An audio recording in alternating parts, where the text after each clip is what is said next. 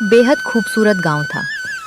यहाँ के लोग दिन भर खेतों में जी तोड़ मेहनत करते और शाम होते ही माखन लाल के ढाबे पर फिश करी चावल खाने जमा हो जाते।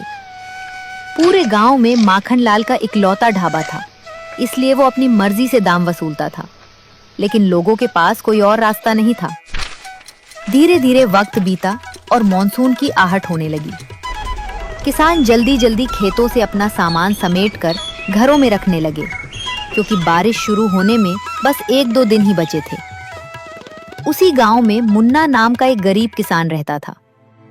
एक शाम वो अपने घर में बेहद परेशान बैठा था। मंजू, पूरी फसल अभी खेत में ही खड़ी है। घर में अनाज का एक दाना तक नहीं आया और मौसम विभाग वाले कह रहे हैं कि कल से भारी बारिश होगी। मुझे तो बहुत डर लग रहा है। अब हम कर भी क्या सकते हैं जी? देने वाला भी ऊपर वाला है और लेने वाला भी वही। आप हिम्मत मत हारिए। अगर इस बार फसल बर्बाद हो गई ना मंजू, तो हम पूरी तरह बर्बाद हो जाएंगे। कुछ बुरा नहीं होगा, आप सो जाइए। जो होगा कल सुबह देखा जाएगा। दोनों उदास मन से सो जाते हैं, लेकिन उनके सोते ही तेज बारिश शुरू हो जाती है। अगली सुबह तक बारिश का कहर जारी रहता है। मुन्ना के घर में मातम सा माहौल था। देखा मंजू, मैं कह रहा था ना कि बारिश होगी। अब बताओ हम क्या करें? बहुत भारी नुकसान हो गया जी। घर में खाने को अन्न का दाना नहीं बचा है। बस 1-2 दिन का ही राशन है। मौसम विभाग ने बताया है कि बारिश महीनों तक होगी। ऐसा करो, पहले तुम खेत जाओ और लौटते वक्त कोई काम तलाश कर ही लौटना। ठीक है, मैं काम ढूंढ कर ही लौटूंगा। मुन्ना खेत पर पहुंचता है तो देखता है कि उसकी सारी फसल पानी में डूबकर बर्बाद हो गई है। वो उदास मन से आसमान की ओर देखता है। हे भगवान, ये क्या कर दिया तुमने? मैंने दिन रात एक करके इस फसल को बड़ा किया था। क्या मेरी मेहनत का यही फल है? अब मैं अपनी पत्नी को क्या खिलाऊंगा? मुन्ना काम की तलाश में गांव में भटकता है, पर कहीं काम नहीं मिलता। लौटते वक्त माखन लाल की नजर उस पर पड़ती है। माखन लाल आज खुश था, क्योंकि बारिश में उसके ढाबे पर भीड़ उमड़ी थी। अरे मुन्ना भाई, कहाँ जा रहे हो? आओ, इस बरसात में कम से कम गर्मा गर्म फिश करी के मजे तो लेते जाओ।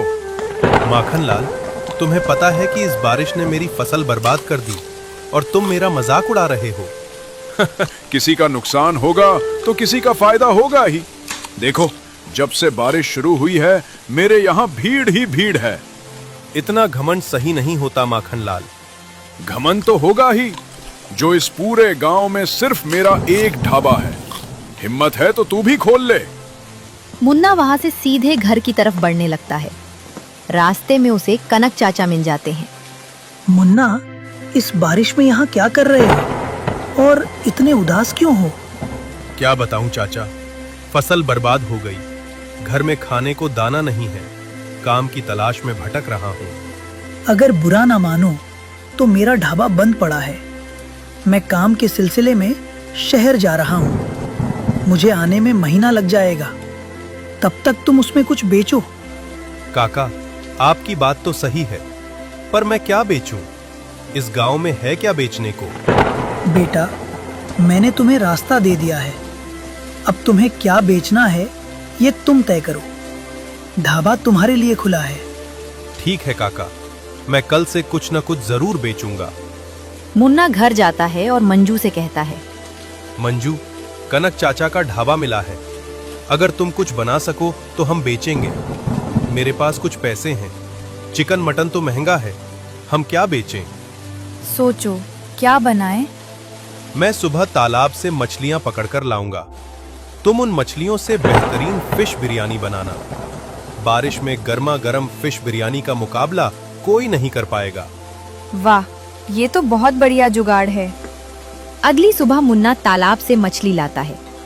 मंजू उसे धोकर और मसालों के साथ पकाकर लाजवाब फिश बिरयानी तैयार करती है। मुन्ना उसे ढाबे पर ले जाता है। महक सुनकर सलीम और बंटी वहां आते हैं।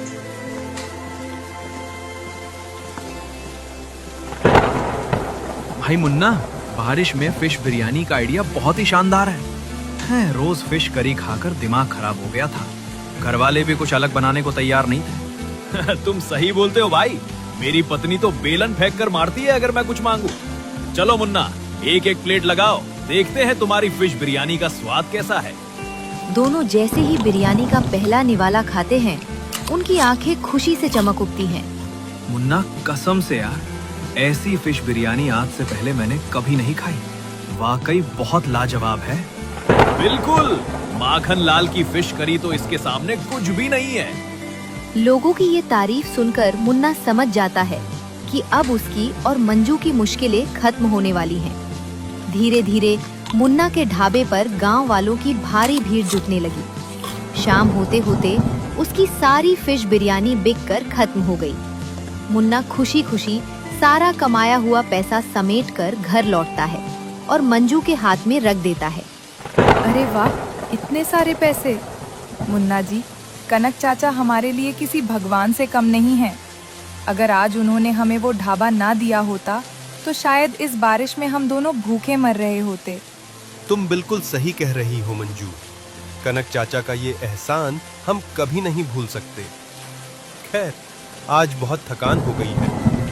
कल सुबह फिर जल्दी उठकर तालाब से ताजी मछलियां पकड़नी है, इसलिए मैं सोने जा रहा हूँ। इतना कहकर मुन्ना सो जाता है। अगली सुबह वो फिर से तालाब जाकर ताजी मछलियां लाता है। मंजू पूरे दिल से स्वाद लेकर फिश बिरयानी बनाती है और मुन्ना उसे बेचने के लिए ढाबे पर पहुंच जाता है। मुन्ना को ढाबा खोले अभी थोड़ा ही समय हुआ था कि शहर से दो लोग पैदल चलते हुए वहां आते हैं। वे कनक चाचा का ढाबा ढूंढ रहे थे।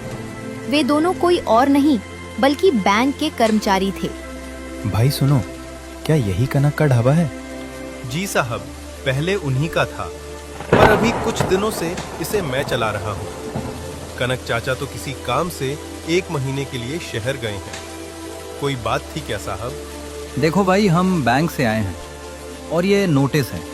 कनक ने ये ढाबा खोलने के लिए बैंक से लोन लिया था, जिसकी ब्याज की किस्तें अभी तक बाकी हैं। उन्हें 1 महीने का वक्त मिला है। अगर समय पर पैसे नहीं चुकाए गए तो ये ढाबा सरकार का हो जाएगा। बैंक इस पर कब्जा कर लेगा। क्या? मुझे तो इस बारे में कुछ पता ही नहीं था साहब। हम तो बस गरीब लोग हैं। उनसे कुछ दिनों के लिए ये ढाबा मंगा था। वैसे साहब, आप इतनी दूर से चलकर आए हैं, मैं आपकी क्या सेवा कर सकता हूँ? सेवा क्या करोगे भाई, पर सच बताए तो तुम्हारे इस पतीले से फिश बिरयानी की बड़ी लाजवाब महक आ रही है। इस बारिश में भूख भी जोर की लगी है। कम से कम 1-1 प्लेट हमें भी खिला दो।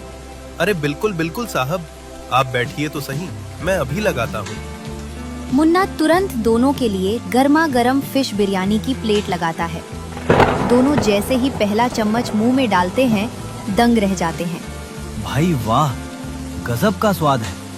ऐसा स्वाद तो मैंने शहर के बड़े बड़े होटलों में भी नहीं पाया। क्या महक है, और हर एक चावल का दाना बिल्कुल अलग अलग है। और ऊपर से इस मछली का स्वाद तो लाजवाब है। सुनो भाई, तुम फिक्र मत करो, मैं शहर जाकर बैंक मैनेजर साहब से बात करूंगा और कनक के लोन का समय थोड़ा और बढ़वाने की कोशिश करूंगा। पर तुम अपना ये ढाबा बंद मत करना भाई। आपका बहुत बहुत धन्यवाद बाबूजी। ईश्वर आपका भला करे। कभी दोबारा मौका मिले तो जरूर आइएगा। कितने पैसे हुए भाई? नहीं साहब, आपने कनक चाचा के लिए इतनी बड़ी बात कह दी। मेरे लिए यही बहुत बड़ा उपकार है। मैं आपसे पैसे नहीं ले सकता साहब। बैंक वाले मुन्ना की सादगी से खुश होकर बिना पैसे दिए मुस्कुराते हुए वहां से चले जाते हैं। देखते ही देखते दोपहर होने लगी। बाहर रिमझिम बारिश हो रही थी और मुन्ना के ढाबे पर फिश बिरयानी खाने वालों की लाइन लगी थी। उधर दूसरी तरफ माखन लाल अपने ढाबे पर अकेला बैठा मक्खियां मार रहा था। वो गहरी सोच में डूबा था कि आखिर पूरा गांव गायब कहाँ हो गया। आखिर इस सुंदरपुर वालों को हो क्या गया है? इस बरसाती मौसम में तो मेरे यहाँ पैर रखने की जगह नहीं होती थी। आज एक भी ग्राहक नहीं आया। 1-2 दिन तो ऐसी भीड़ लगी कि मजा ही आ गया, पर पता नहीं किसकी नजर लग गई। वो सोच ही रहा था कि तभी उधर से उसका एक पुराना और पक्का ग्राहक जग्गा गुजरता है। जग्गा को देखकर माखनलाल उसे आवाज लगाता है। अरे ओ जग्गा भाई, जरा इधर तो आना। हाँ माखनलाल भाई, बोलिए क्या बात है?